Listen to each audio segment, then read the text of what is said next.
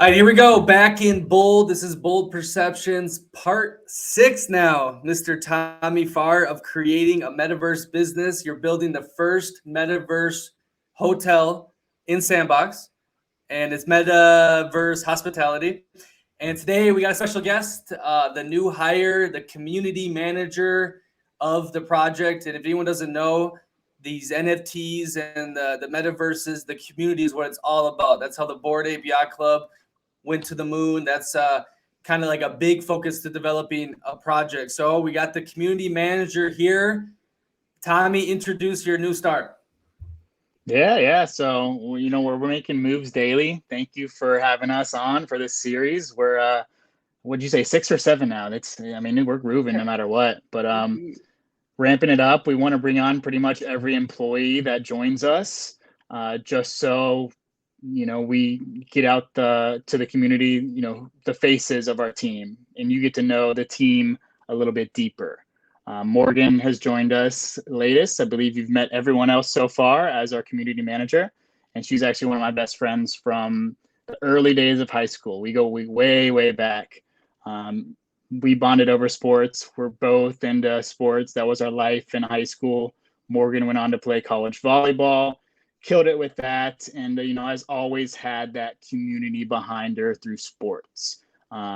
Through after college, she joined a few different companies, and she led their social media, and again found ways to build the community of that company. Now within Web3, within our company, we obviously needed a community manager for ourselves.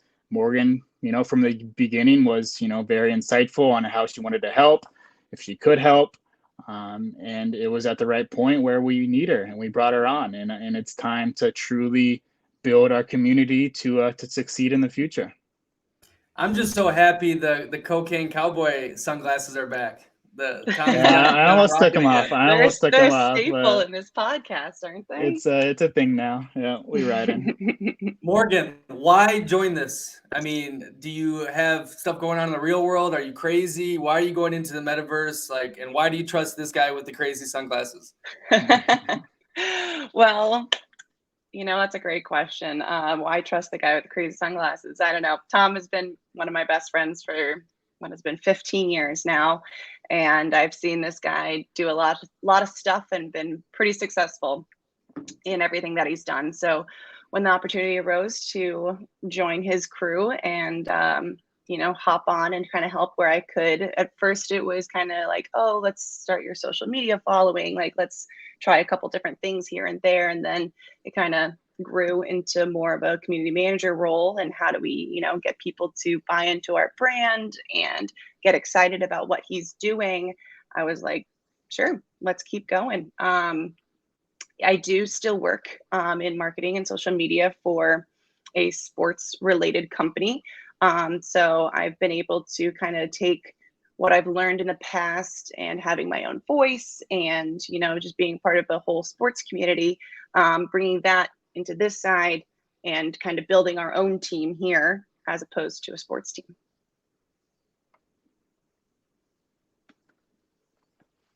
My bad. I had to do something in the background. Morgan, what are your skills to do this position? In the past, what were you doing, and how does this translate to the metaverse? I think one of my main skills is team building. It's a pillar of sports and being a part of a team, obviously. You want to bring everybody together and kind of, rally for that one cause and be all together. I mean, we're seeing that in Web3, that the brands that are really performing and really accelerating here are ones that have a great community behind it. If we don't have a team, we don't have that support, then what are we really even doing? Why are we selling, or why are we trying to get people to come join us? So I think that in the past, working with sports and having that voice of rah, here we go, you can translate that more into a Web3 based and our hospitality based lingo. No, for sure. And I think building the team on my end, as the founder, looking at people I'm bringing on, what I'm looking for is that trust factor. Making sure they have the vision first off, but you can trust them, and how they will deal with the community. Like I've obviously we hit on how long we've known Morgan. I know how she's going to interact with our community. So I know that she's the right person, that I want interacting with everyone and pretty much a voice, like she said, of the brand. And that's where it all stems from, having that trust factor, letting pretty much the reins go. Obviously I'm there for the community, but she will be pretty much the voice of us and bringing everyone together through Twitter and Discord and spaces and podcasts and, getting everything together is where we're at right now, but having that vision and being able to execute on that is key. And that's why I brought her on. Yeah, Tommy, I like what you said, like showing all the faces and, putting yourself out there, because this is a scary new world for a lot of people, the crypto, the Web3, the metaverse stuff. And, actually showing your face develops that trust. And, hey, this isn't the wild, wild west, like come with us, etc. But it's weird because the most famous one, the one that just performed at the Super Bowl, the one that you're a part of, they didn't show their faces until they got doxxed just recently. The Bored Ape Yacht Club. So I'm confused here. If communities, this big thing that matters in the metaverse, why were they so successful? Well, then again, they got really successful when they became that community. But I explain think that. I think we touched on it a little bit in the last episode with Lise, how they controlled their branding aspects to a certain point where you can completely trust them. They branded themselves to where not only they had influencers in the community that were trusted, they had companies really, really soon that jumped in on their side that were trusted. I think that trust factor was still there, even though they were doxxed, because things don't pop off unless there is a trust behind the company. That is really why I want our faces out there.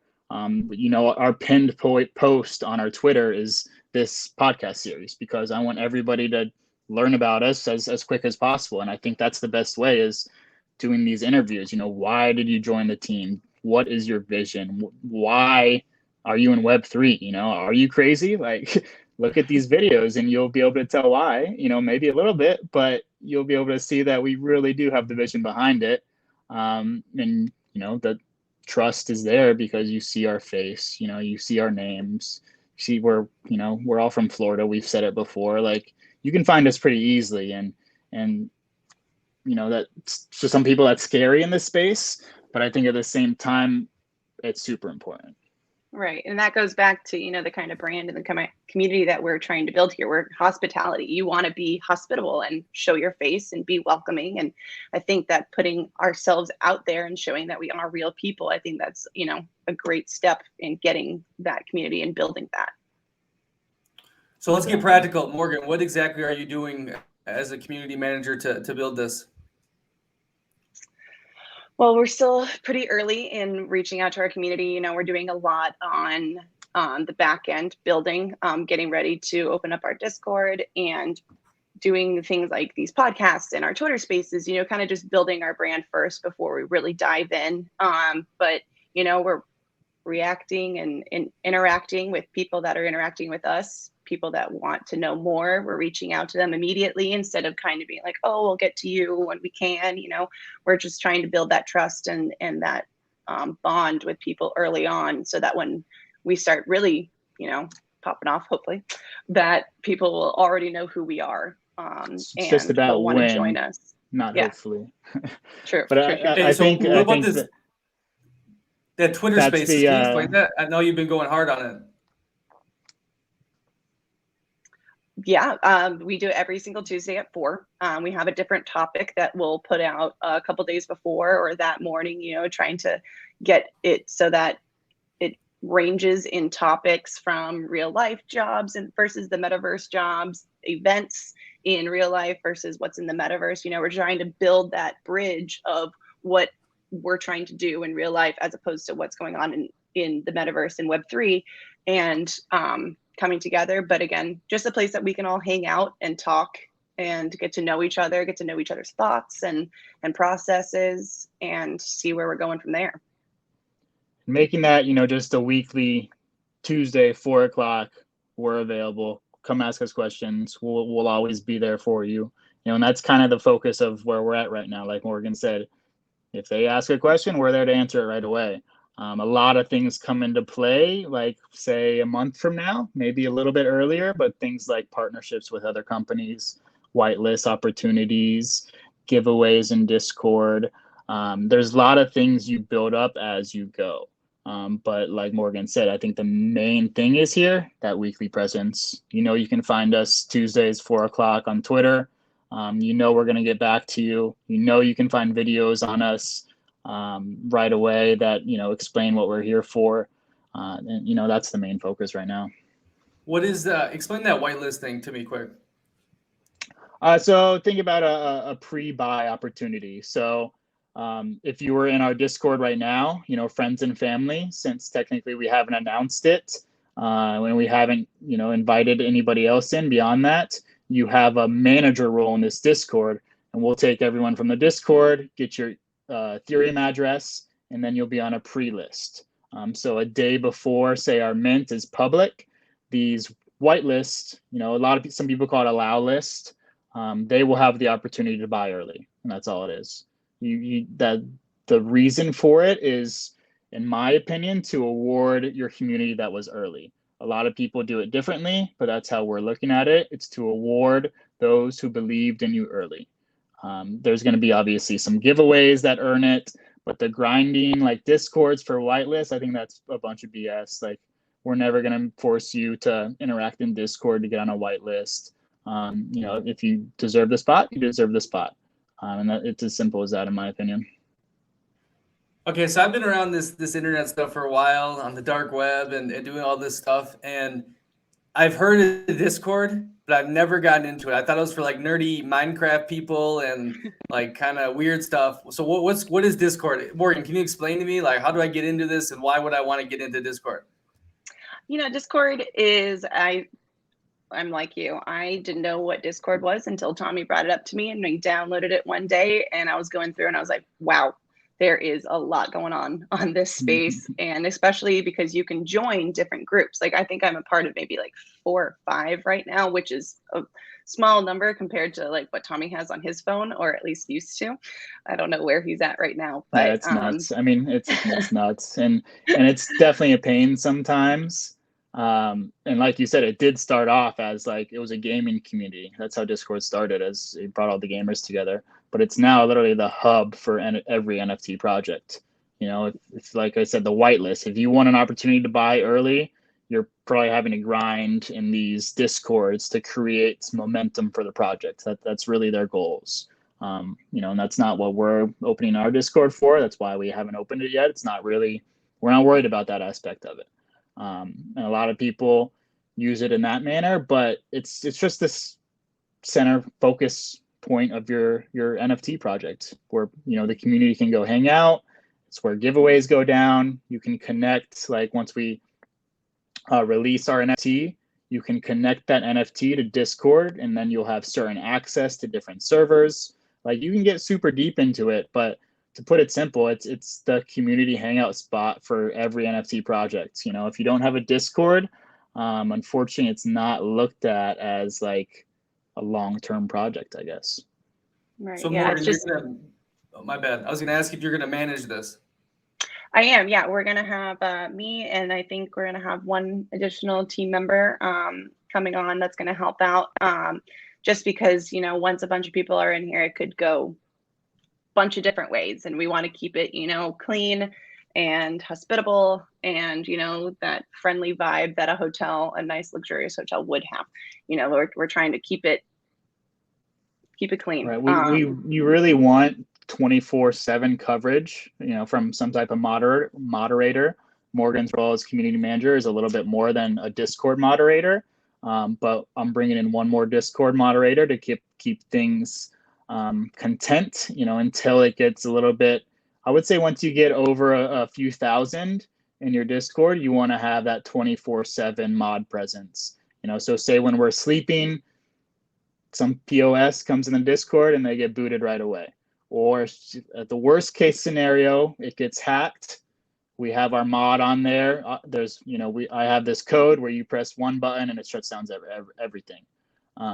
So things like that are in place for safety of the community. But we also want engagement 24/7. We have Nee, Nee, he's been on this podcast. So he's from Lagos. Our other Discord mod is actually from Lagos as well. She's who connected us. And, they have a completely different time zone over there. Like, we obviously want everyone, not just the United States, to be involved in this project. So that's why 24/7 coverage is important. Right. Yeah. If you have somebody that's awake over in Europe or down in Africa, anywhere, and they're wanting to interact and stuff and no one's responding, like that's not that's not a community in a hospital environment that people want to join in. They want that instant reaction, and having people around everywhere that can answer quickly is going to help build. Just like our hotels, 5-star service. As soon as you're visible, you want to get touched. You want to be interacted with. So same aspect. See, I'm gonna come in there when you guys are sleeping. I'm gonna bring my bad friends from around the internet, and we're gonna. We're not ready yet. We're not ready yet. But see, that's unfortunately, we've seen some really, really awesome projects get compromised at like 3 a.m. And unfortunately, people get scammed because the founders didn't wake up till 8 a.m. And found out a little too late. So things like that, since I've been in the space and seen a little bit of everything, we're preparing for ahead of time. Oh wow! I just that reminded me. There was this huge. I think it was the FTX. It wasn't them, but they used their like logos, and it said FTX like .2022 Super Bowl or whatever. Because I left our little party at like 3 o'clock in the morning. The Super Bowl was on at that time in Poland, and so I was trying to find like on YouTube or something, and a lot of YouTube live videos had it, and they're like, "Hey, click here," and so I clicked on one of them. Pretty stupid. And it brought me to this FTX 2020 page. It was like, we're doing this massive giveaway for the Super Bowl. Just give us 0.1 ETH and you'll get triple it back. And there was like 8,000 people watching this live, like on the video, where you click. And there's a ton of them, right? And, FTX was like a main Super Bowl partner, weren't they? They dropped a lot of money. Yeah. And it was trippy. Like the scamming's getting, that took a lot to set up. And they had, it was crazy. Here's the craziest part. So, where a video and below it says like who the person is. So if it says like the NFL or if it says Bold Perceptions, like their channel, right? So when you click the video, it shows like on the bottom, it's the NFL's channel, but it wasn't the NFL's channel. Like they could totally remade the YouTube thing, and the scamming is getting like high level crazy. now. Unfortunately, Lise had an incident a couple weeks ago, duplicate OpenSea page.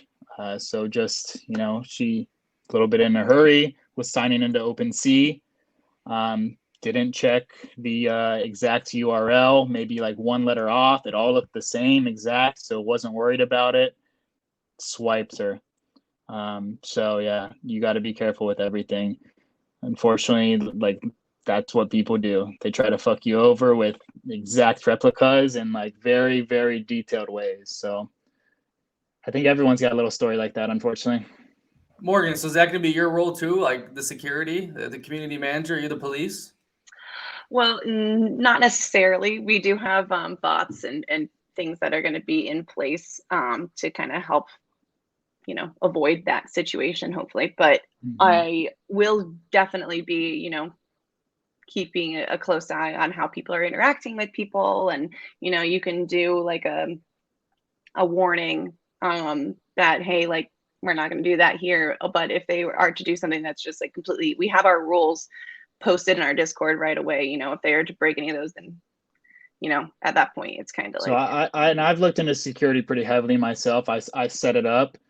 So I put 2 different layers of security for entry. So the one is just the verification to get access to the Discord. And then we have our own like security bot that I don't know the tech behind it. All I had to do was like figure out how to install it. But he boots other bots. So if other bots are trying to enter our Discord, it automatically kicks them out. And where, security on our end comes in, it's like, it's the people that are, that get in the Discord that, are a little sketchy that we need to look a little closer at. Hopefully it doesn't happen often, but, that's why certain people don't have access to drop links, and if you're brand new to the server, you're not going to be able to tag everyone and then drop a link to get everyone to look at it. Like, you're just not going to have that access. So there's steps to take beforehand, but then once they're in it, it's just keeping a close eye, making sure no sketchy stuff is going down. Okay, so Morgan, the socials, the Discord, the happy face to talk to people. Tommy, let's relate this back to the hotel. What kind of role would she have, like in a traditional hotel, so I can understand it better what this community manager is exactly doing? It's going to be a little bit different from a traditional hotel role, but think about the St. Regis Atlanta, where I got my career started. We had like a VIP liaison. Her role was pretty much to deal with the VIPs and deal with, some days there weren't VIPs coming in, so literally just make the guests happy. Some days she just hung out in the front desk as an extra front desk agent to provide that extra welcome. That's kind of how I look at it. This lady was phenomenal with all the VIPs, knows how to, I've said it a lot, but you need to be a step ahead. You need to know what they're asking beforehand to truly be luxurious. And I think we're getting to that place where, we're answering all those questions before our community has to. And when it becomes as similar within the hotel, like, it's almost a lot of these roles are a do-it-all type person to start, and then they will be like a little bit more focused as we bring on more people. Okay, hey Morgan, before you jumped in to this with Tommy, where did you do like your research? How long did it take you to learn about this metaverse? Give me an idea for the average person. Like, how do they get started learning about this Web3 and whatnot? Well, I'll say I did not know anything until I started talking with Tommy about this maybe about a year ago. Once he started really diving deep, I was like, I do not get NFTs, do not get Web3, do not get anything at all. And I was fortunate enough, he lived about 45 minutes away from me. And so my dog and I, we went up and we had a whole entire weekend where we just kind of dove into everything, built a wallet, went through all the steps, kind of explained the, how to buy, how to even get cryptocurrency. I was completely just a newbie, and it's still, I don't, I'm not 100% like an expert in any means yet. It's a everyday learning curve that you see something, but to get started, it helps to have your contacts here, having one person that you can rely on and ask any question. Like, if I have any question about anything, I just immediately go to Tommy, because I think that he's somebody that I can trust and will give me a straight up answer. And I, no fear in asking a stupid question. That's how we want to look at it as a company too. Like,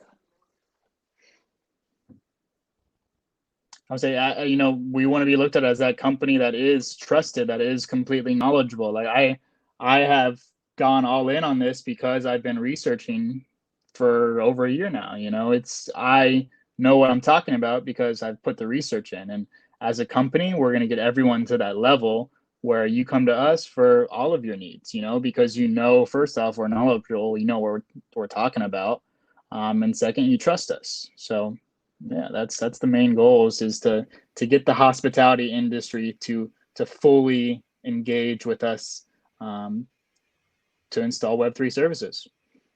That is crazy though. Like 1 year you've been doing it, which doesn't seem like a long time, but I mean, that's like dinosaur age in this stuff, isn't it, Tommy?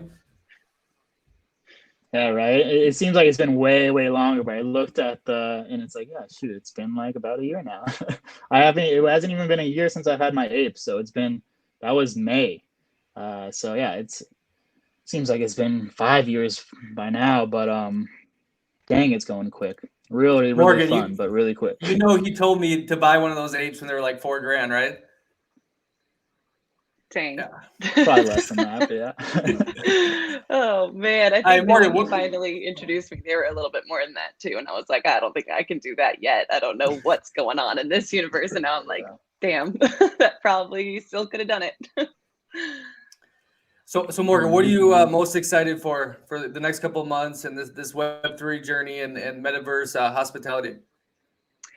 I am, just really excited to see where this company is going, whether it be, in Web3 or in the real life, and how we're going to build these connections with companies, with people, with brands. You know, I think it's just going to be an all-encompassing journey, and just our final product is going to be awesome. And I am just really excited for that. Are you doing this more because you see the potential for the metaverse and you want to get your hands in, or are you doing this because you trust the kid with the crazy sunglasses more? Like, It definitely at first was trusting the crazy kid with the glasses. You know, I mean, it's one of my best friends. If he asks me, he wants help. I'm like, all right, let's see what we can do. And now that I'm learning a little bit more about the metaverse and Web3 and everything that it and its possibilities, you know, it's a really exciting time to hop in early and see how we can build this and what we can do. Tommy, any other I've points seen you that want to? mindset evolve as we go, you know. I bet. I think I'm lagging. I was just saying it started as, you know, like, yeah, it started as Morgan, you know, came to me as like, what if you need help, I'll help you, you know, but you're gonna have to help me quite a dang bit, you know. And it's evolved so much since then because she realizes the potential and like has started to actually learn. She knows what she's talking about more. She understands what's happening. It's about, you know, getting yourself involved first and foremost, and then I think you truly start to understand the potential from there. Amazing. Tommy, any other points you want to hit on with your new community manager, Morgan? And I think we've hit it. You know, we're obviously excited to have her part of the team. You know, we're gonna strictly build the community from here and launch our hotels before, you know, we drop the NFTs. Everything is going to be built out, you know, before we ask for any money. And that's what we're going for. Earn your trust through building out the community, through Morgan, through the rest of our team. We're excited to have, you know, as many people join us as possible. Amazing. So this is who the people are going to be in communication with, right? From now on, Morgan. If you want to learn more, you hit up her, or she's gonna be doing a lot of the talking to the new people. That's me. Yep. I'm available. My Twitter, but Morgan has taken over Metaverse Hospitality. Amazing. Awesome. Hey, Morgan, it was so nice to meet you. I'm excited that you're a part of this team. Seem like a good person, and it's good you guys got that trust and whatnot, because I wanted to succeed, and I know it's the wild, wild west. So, you know, be strong together. Absolutely. Nice meeting you too, Nick. All right, guys, everyone, Yeah, live bold. you, Ciao.